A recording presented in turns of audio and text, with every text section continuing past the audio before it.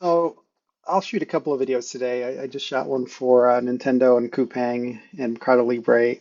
And I do have a couple of tobacco stocks I own that are doing really well. And this is one of them, British Tobacco. So I started buying this about a year and a half ago at 30. And at the time, it was paying a 10% dividend. But it's gone from 30 to 40. So the dividend has stayed the same, but, percentage wise, it's dropped. But I felt like, okay, this is a nice bet and I'll get 10% while I wait. So it's up about 30% plus the 10%, so about 40% in a year and a half. And I think it's got more room to run. And I'll talk about this and Philip Morris and Altria in a second. But this, I think a lot of all the tobacco companies were sort of priced on the belief that everything is going to go down forever. And I did own a basket of these with British Tobacco, Philip Morris, Altria, Imperial, and some other ones. And I sold most of them off, and I just kept British Tobacco and Philip Morris. So what I like about British Tobacco is that they have some growth in the sections that are not traditional tobacco. So what's growing in the tobacco business is not cigarette sales in the US. It is things like Zyn, those little pouches they put in the mouth. It's vapes, some which are legal and authorized by the FDA, and those illegal Chinese imports like Elf bars, and the heated tobacco that BTI has. So BTI I don't see it much here, but in Europe they have this product called uh, IQOS, which is a heated tobacco device. It looks like a vape, but it actually heats the tobacco. And if you go to the stores, it's very high end. It looks like an Apple store, and they're in these downtown centers like Berlin and Munich, like in the really nice parts of town, and very touristy areas, and they look like Apple stores. So it's very high end and sort of meant to be somewhere between a vape and a cigarette. So although cigarette sales are down, this company and Philip Morris think that eventually they're going to be selling more from non-tobacco products than from tobacco, and those are actually growing double digits and are now profitable. So before, for this company and Philip Morris, they were money losers and Altria, but now they're kind of are growing into their profitability. And even if tobacco sales are declining, the other stuff is going to more than make up for it, within a few years. And what I like about British Tobacco, besides the fact that they have this IQOS thing, they do have a legal vape in the US called Views, and legal vapes are hard to come by. And the prior administrations under Biden or Trump had not seemed very eager to stop these Chinese imports of shady stuff like Elf bars that nobody knows what's in it, and they're not approved, they're not FDA approved, but people ship them in anyway, and they sell them in all these crappy bodegas. But if you're talking about legal products like Juul and Views, BTI has one of the legal products that are vapes, and if the government ever decides to really crack down on Chinese imports, this should do really well. And they also have an interesting thing where they owned 25% of Imperial Tobacco in India. And why is that interesting? Imperial Tobacco in India is actually really profitable. And in India, just like in the US and the UK and other places, you are not allowed to advertise tobacco products anymore. So they have this 25% interest in a company whose economy is growing gangbusters, and Imperial Tobacco in India, ITC, uh, owns about 90% of the legal tobacco business in India. So there obviously are people selling unlicensed and untaxed products and importing things and smuggling them in. But of the legal tobacco, Imperial Tobacco owns 90% of that market in India. And British Tobacco, because of its history with India, owns 25% of that. And because of the huge dividend, uh, BTI had not been buying back any shares, and there was a concern that Philip Morris and Altria could buy back tons of shares, but they're paying a huge dividend. They don't have money to buy back shares when their stock is undervalued, and they decided to sell a couple of percent of Imperial Tobacco in India and got a really good price. The reason they don't sell more is if they own less than, I believe, 22%, they lose the ability to influence what Imperial Tobacco in India can do. So they have sort of veto power over certain things that they would do in India because they own so much of it. And so they sold it from 24% down to where they still have the veto power. And I believe they've been using that to buy back shares, which are still pretty cheap, and you're still getting a decent dividend. And why is the India story so good? Because I remember an investor talking about when the Berlin Wall fell and the people in East Germany wanted to smoke, I believe it was Chesterfields, which nobody smokes. And Chesterfield sales went through the roof. And why is that? It's because in Eastern Europe they didn't have Western newspapers and magazines, and so during World War II or prior to that, they had seen ads for Chesterfield and associated with the West. And when the Berlin Wall fell 40 years later, they wanted high quality products instead of the crappy Soviet bloc cigarettes they had been smoking. They all asked for Chesterfields. And so what does that have to do with India? Well, India now you're not allowed to advertise for tobacco.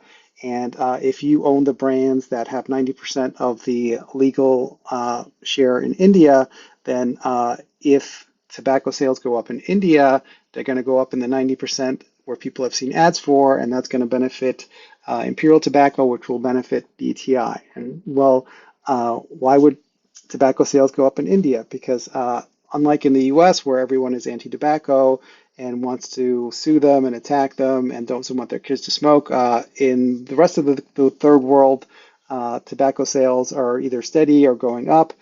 And in India, which traditionally had been a lower income population, if you don't have a lot of money, you tend to hand roll your cigarettes. And then as you move up in the food chain and you make more money and you want nicer things, you might buy a Coke, you might buy a nicer cell phone. And if you stop hand rolling your cigarettes, you might buy a brand that is owned by Imperial Tobacco, which would benefit BTI. So I think if you are a laborer and you are smoking hand-rolled cigarettes, you're not going to go from hand-rolled cigarettes to the vape because the vapes cost more money. Um, Costs when I looked at the IQOS, I think that was $100. I don't know what a vape pen costs. Let's say it's even half that. Uh, $50 is a lot of outlay for someone who is moving from poverty to trying to get to the middle class, and before they get to vapes, which are expensive first purchase, and then you have to buy the little things. I think you would go from hand-rolled cigarettes to store-bought cigarettes, and that would benefit the 90% owner of the legal brands, which is Imperial Tobacco, and then that would indirectly benefit British American Tobacco. And if they ever decide to sell off that 25% stake, so 22% now, they had more money for buybacks, and then as I said, you're getting 7% dividend here while you wait. So when I bought it, it was at 30 and I was getting a 10% dividend. I'm not buying more at these prices, but I haven't been selling either. It's a good one. And this I started buying about 6 or 7 months ago, and it's up a lot, and it's up a lot today. So Philip Morris used to be Philip Morris was one company, and they split up into two: Philip Morris International and Altria, which owns Marlboro and stuff like that. And this was incredibly well run, and this was a shit show. So Philip Morris paid billions for Juul, Juul, and there's a documentary about how the vape market started in the US and how horrible it was. And part of the story is how badly mismanaged it was by these guys. So they came out with this product, was very popular, and they ran it into the ground and eventually declared bankruptcy. And that book is The Devil's Playbook. Um, And now they've moved on, and Altria owns this company, Enjoy, and yeah, so that's their part of the market. And if you think things are going up and the smokeless stuff will eventually displace cigarettes in the U.S., 7.5% dividend for this company, and it's trading at an 8 PE. That looks pretty cheap. I had the basket, and I said I sold most of them, and I kept British American and Philip Morris International. Uh, I sold this one because no matter how cheap it is, I just can't get over the incompetent management. So, they this the Jewel deal where they overpaid for it and ran into the ground, eventually declared bankruptcy, wasn't the worst thing they did. Like every deal they've done is terrible. And actually, this company, there's an old book called Barbarians at the Gate, which they turned into a movie, and it dealt with Philip Morris, and you will see like they've been incompetent back since the 80s, and they still remain incompetent, and their management is just horrible, and every deal they do loses money, and whereas Philip Morris International is actually very innovative, and they have, I think their headquarters is in Switzerland, and they're have really top-notch scientists, and do great research into developing new products and engineering and whatever. The only thing in the past 40 years that Altria Group has ever come up with is the flip top lid on the tobacco box. That's the only thing. So yeah, and every acquisition has just gone horribly for them. 7.5% earnings and even 8 times. Yeah, I would not buy this. I would much rather pay 22 times earnings for Philip Morris. And I'm up like, I want to say 16% on this. Let's see. Where is this? Philip Morris. Yeah, I'm up 16.5% on this one. So it's pretty good. And as I said, I started buying this about 6 months ago. Things started looking better. They acquired a company that was owned by Swedish Match, which made those pouches, Zyn, Z-Y-N. And again, you're not allowed to pay for advertising, but you see people on TikTok and Instagram that just promote it on their own. And sales of that are really popular, and their smokeless stuff is also growing. So they believe that I think by 2030, they're going to be selling more smokeless than they do traditional cigarettes.